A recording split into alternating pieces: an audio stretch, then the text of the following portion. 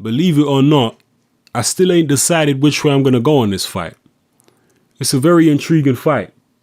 Now, a lot of people just think that Lucas Matthysse is going to walk through Danny Garcia. A lot of people seem to believe that. And that may be the case. I think if if Matthysse starts landing clean shots on Garcia, consecutive clean shots, I'm pretty sure we're going to see Danny Garcia go down and maybe get stopped. But there's a common theme in Lucas Matthysse' recent fights. He's been stopping guys early. He knocked out Lamont Peterson in his last fight. Before that, he knocked out, who did he stop? He stopped, was it Mike Dallas and then Alusagan and stuff like that. So, he's been, I know Alusagan wasn't an early victory, but he pretty much beat him up and wore him down and then knocked him out late. But, yeah, so he's been knocking guys out. He's been bullying guys and stopping them and whatnot. But all these guys have been people who can't really punch hard. Lamont Peterson is not a puncher. Mike Dallas was not a puncher. All right, Alusagan or Jose is not a puncher. Even Devon Alexander is not a puncher. You know what I'm saying? And he, supposedly lost to Alexander, although that's very controversial. The last time that Matthysse, to my knowledge, actually fought someone who had decent power was Zab Judah. And the Judah fight, I'm sorry to break it to some of you guys. I know there's a lot of hardcore Matthysse fans these days, and I like Matthysse. Right? I love watching Matthysse. To me, he's a tremendously exciting fighter. Right? I love watching him fight. But I'm just keeping it real. The Judah fight was no robbery. All right? It was a very close fight. There was a lot of very close rounds. A lot of rounds could have gone either way because both guys were boxing for most of that fight. That fight was not a slugfest. Yeah, it wasn't Matthysse just all over Judah for the majority of that fight. It was a boxing match. It was a chess match. So, the way that fight turned out with Judah winning a close decision, I can't really complain about that, to be honest with you. Matthysse decided to box with him and, he should have really been all over Judah. But it was interesting to me that he showed Judah as much respect as he did. I know earlier on he was boxing a bit more in his career, but especially in the Judah fight, he showed Judah a lot of respect in that ring. And Judah's a decent puncher, right? He is a decent puncher. He's not he's no Randall Bailey, but he's a decent puncher. He does have power in that left hand. You do have to watch out for it. But again, it's not the be-all and end-all of punches, right? There are plenty of guys out there who've survived that left hand. I mean, even Amir Khan got clipped with that left hand a little bit when they fought, and he survived it. And Amir Khan seems to be the poster boy for glass chins in boxing. So, Khan was able to take a couple left hands from Judah. So, Judah's left hand is a good shot, but it's no Randall Bailey right hand, It's no Lucas Matthysse right hand either, or left hook.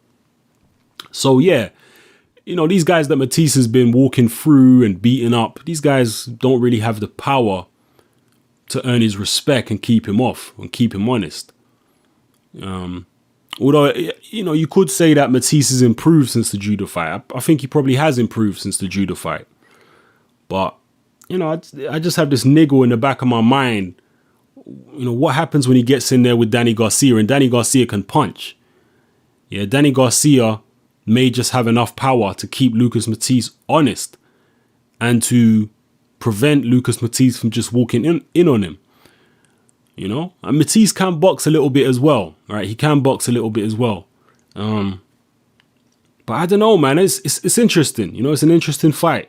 And if Garcia can get Mathisse's respect and turn it into more of a boxing match, then it really gets interesting then. I know we all want to see a slugfest and we all want to see, knockouts and stuff like that. And if it turns out to be a slugfest, more than likely it's going to be Lucas Matthysse winning. But if it turns out to be a bit more of a strategic battle, we might see Danny Garcia winning the fight. I think it's a very, very interesting fight, man. Very interesting. Obviously, Danny Garcia's got the height advantage. He's probably got the reach advantage as well. I'm not sure about that, but I know he's definitely got the height advantage. He's a big guy. He's strong.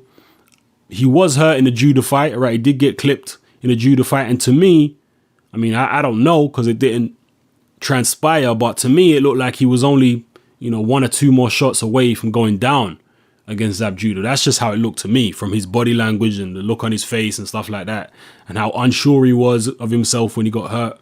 To me, it looked like he was only a couple punches away from going down, and Judah didn't seize the opportunity, because, well, that's the story of Zab Judah's career. He never seizes the opportunity.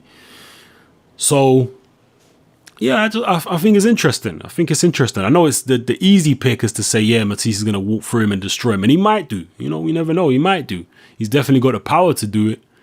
But I think Danny Garcia, one thing I do believe is that Danny Garcia is afraid of Lucas Matthysse. I personally believe that. And that fear of Lucas Matthysse might be the motivation that he needs to actually win the fight. Because I know that he would have trained for this fight like no other fight he's ever trained for. I mean, he would have trained like a damn demon for this fight. He probably wants to do more training than his dad Angel wants him to do. So I know he's taking this very seriously and he's training like a demon for this fight. So, we might see Danny Garcia. In fact, never mind, we will see Danny Garcia at his very, very best. We will see Garcia at his very, very best. And we'll see if he can handle what Lucas Matthysse brings to the table. A lot of people don't think he can. One thing I will say about these two fighters stylistically, Matthysse, for me, throws the straighter shots. And Danny Garcia throws wider punches. Now, when you're doing that against an opponent who's coming forward like Matthysse, who throws shorter, straighter punches than you, that could be a recipe for disaster. All right? That could be a recipe for disaster because, Matthysse comes forward and he throws short, compact, straight shots. And Danny Garcia is trying to wind up these big hooks. Matthysse might just have an open target on Danny Garcia's chin. So if Garcia wants to win the fight, he's going to have to tighten up that technique a little bit, man. Or quite a lot. No more big, wide looping shots. Straight right hands down the middle, left jabs. A bit more foot movement as well because Lucas Matthysse has got pretty good foot speed, man. He can move around the ring quite well. Intriguing fight, man. These are just my thoughts, leading into the week of the fight. Obviously next weekend, or not this weekend, coming the weekend after. So yeah, I'm still undecided on it. I'll probably end up going with Matthysse, but I don't know, man. I don't know. I got a funny feeling that Danny's gonna surprise people in this fight. Because I just got a funny feeling. One thing I will say as well is that, and I'll do a separate video on this if it's not up already. It'll be up soon. Lucas Matthysse has been sparring Tim Bradley. All right, Tim Bradley's never sparred Danny Garcia, and he's obviously never fought Danny Garcia, but he's been sparring Lucas Matthysse. And he says that Lucas Matthysse is an incredible puncher. He hits harder than Provodnikov, harder than anyone, he can remember, ever been in the ring with. And that was sparring Matthysse with 20-ounce gloves. And he said that Matthyisse's power was incredible. And he said Matthysse also has a very good defense. Yeah, he said he throws very short, compact punches. These were all the things that Timothy Bradley said this week about sparring Lucas Matthysse. He was very impressed with Matthysse. But as impressed as he was with Matthysse, he still believes that Danny Garcia is going to win the fight. Yeah, that to me is interesting. And what's even more interesting is that Bradley believes Garcia is going to win the fight, but his trainer, all right, Yoel Diaz, believes that Matthysse is going to knock Garcia out. So him and his trainer have got totally opposite opinions. After sparring with Matthysse, him and his trainer, Bradley and his trainer, have got completely opposite opinions about who's going to win the Matthysse-Garcia fight. His trainer believes Matthysse is going to win it, and he believes that Garcia is going to win it, even after sparring Lucas Matthysse and finding out how hard he hits. Even with 20-ounce gloves, he said he was, hurting after the sparring session. So, yeah, man, very interesting. Leave your comments in the comment section below. Who do you think is going to win this fight?